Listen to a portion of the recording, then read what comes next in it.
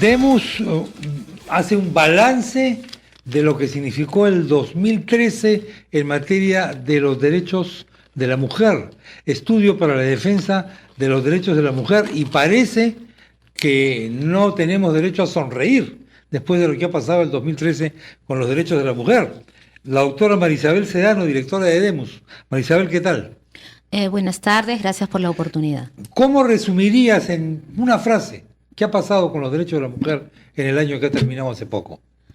Nuestro balance es que hay un déficit en materia de reconocimiento, de respeto y garantías de los derechos de las mujeres, tanto en el plano político, en el plano del derecho a una vida libre de violencia, en el plano del derecho de acceso a la justicia, ¿no? ¿Porque nos faltan leyes o porque el Estado simplemente no las puede aplicar o no las quiere aplicar o se hace el de la vista gorda? Hay falta de voluntad política. Mira, en el caso del Congreso, el proyecto de ley de alternancia para que se pueda complementar la ley de cuotas fue archivado, ¿no?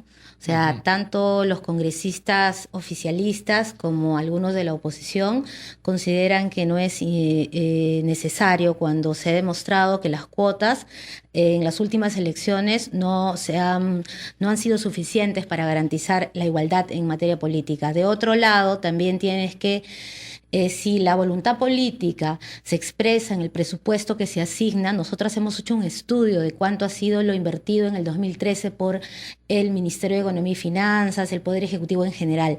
Al MINDES se le otorga el 0.4% del presupuesto nacional y apenas de ese presupuesto se destina el 20% a la atención y prevención a través de los servicios como los 190 centros de emergencia mujer que existen. En suma total, nuestro balance es que el 0.07 apenas del presupuesto nacional se invierte para luchar contra el feminicidio, la violencia sexual, la violencia familiar, en un país donde tú tienes que el Ministerio Público señala que ya entre el 2009 y el 2013 más de 500 mujeres han sido asesinadas por razones machistas, ¿no? Por gente que no reconoce su autonomía sexual, por gente que cree que si no quieren tener relaciones sexuales, las matan por eso, como acabamos de ver, ¿no? O las queman, como acabamos de ver estos 3 casos horribles al fines del 31 y en inicios del 1 de enero, ¿no? Que están pasando. Y definitivamente también hay que decirlo, ¿no? Nosotras lamentamos que haya una injerencia tan grande de la Iglesia Católica y de Monseñor Cipriani o de grupos conservadores, cada vez que nosotras tratamos de defender nuestros derechos sexuales y reproductivos. El año pasado estuvo a punto de aprobarse un Código del Niño y el Adolescente donde prácticamente se quería desresponsabilizar al Estado de brindar educación sexual en los colegios y también se le quería dar derechos absolutos al concebido, ¿no? Uno dice, ¿y cómo todo eso está relacionado? Por supuesto, porque si no tenemos mínimamente nosotras ejercicio de nuestra libertad sexual y los hombres y las mujeres, hombres, no solamente en las mujeres, empezamos a respetar que tenemos libertad sexual, que no nos pueden estar matando ni violando porque los engañamos o porque ya no queremos tener relaciones sexuales con ellos o porque vestimos supuestamente provocativamente en las calles. Entonces no va a cambiar esta cultura y estas masculinidades que creen que tienen derecho a matar y a violar. ¿Por qué no hay voluntad política? Yo creo que, como ya dije, 2 factores, ¿no? Uno es el económico, definitivamente. Yo creo que aquí hay que poner la mirada en el ministro de Economía y Finanzas, en el ministro Castilla.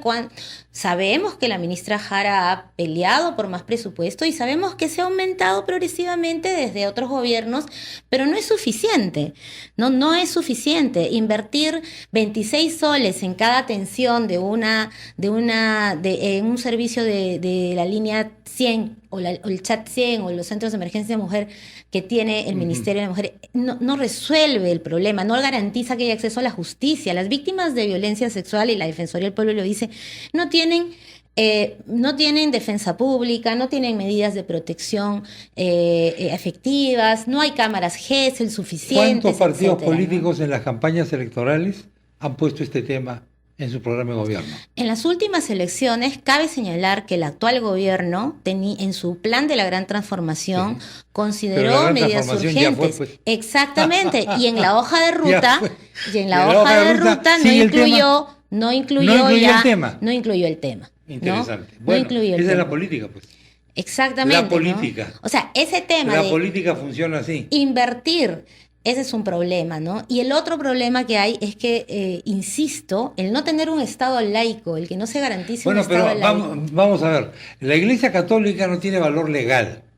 Entonces, atribuir el hecho de que el gobierno no defienda los derechos de la mujer a la influencia de la Iglesia Católica es una cosa muy traída a los pelos. No, Chema, porque el Monseñor Cipriani no puede dictar ninguna ley, que yo sepa. No, por supuesto, pero opina en contra, por ejemplo, de la claro aprobación del Plan Nacional de Derechos Humanos, donde se reconoce... Pero claro que puede opinar, pero ¿cómo no va a opinar?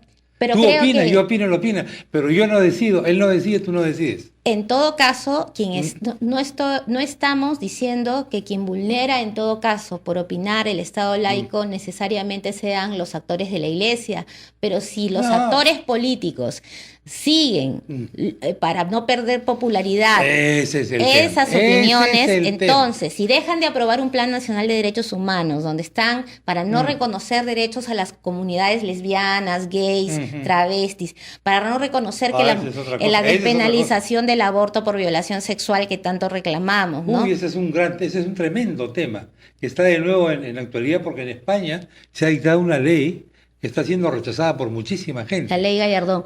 Pero ¿no? Aquí en Perú, por eso te repito, el año pasado, en el marco de la reforma del Código del Niño y el Adolescente, lo que quisieron es negar la educación sexual como obligación del Estado para que solo los padres eduquen sexualmente a los hijos, y quisieron darle derechos absolutos al concebido. Si le dan derechos absolutos al concebido, nos dejan en la ilegalidad del aborto terapéutico y ya ni siquiera para salvar nuestras vidas y todo, ¿no? Efectivamente, ese es el tema, porque claro, la pregunta que también yo me hago es, ¿la educación sexual es la responsabilidad de los padres? ¿Y quién educa sexualmente a los padres? Claro. Ahí hay un problema. La educación pública sexual debería ser pues una obligación del Estado. Y eso depende de los señores políticos. Insisto, ¿con qué políticos han hablado ustedes para entregarle estas conclusiones últimamente? Mira, nosotras hemos distribuido nuestro balance en términos presupuestales a todos los congresistas de la República, porque como se estaba aprobando la ley del presupuesto público, queríamos desde noviembre que tuvieran información. Y a su vez estamos trabajando con Rosa Mavila de la Mesa de Mujeres Parlamentarias y con la congresista Verónica Mendoza para evitar estos retrocesos, ¿no? Lo que pasa que... ¿Les ha contestado la carta o no? No. Ese es el problema. Pero mira, además, en el caso el otro día conversando con la responsable del programa de Huahuahuasi de la Municipalidad Metropolitana de Lima, claro. Me decía que, no sé si todo el mundo sabe, pero la Municipalidad Metropolitana de Lima sacó un fondo de igualdad de género para acceder a presupuesto. Y uno de los proyectos que se presentó fueron para que se crearan más cámaras GESEL en Ministerio Público, que son estos lugares especiales con equipo multidisciplinario para garantizar privacidad y seguridad a las víctimas de violencia sexual.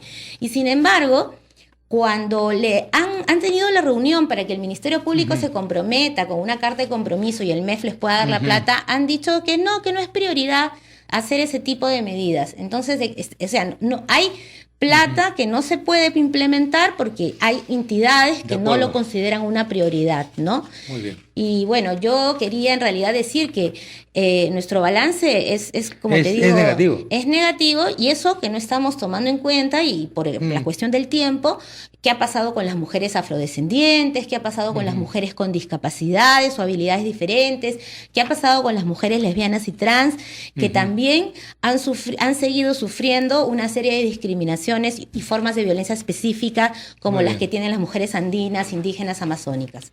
Bueno, Marisabel, muchas gracias por haber estado en el programa. Muchas gracias a ti. Buenas tardes, Marisabel Sedano, directora de DEMUS, y su balance sobre la condición de la mujer en el año que ha terminado, el año 2013. Señoras y señores, nos vamos a ir a la pausa de la hora. Mensajes importantes.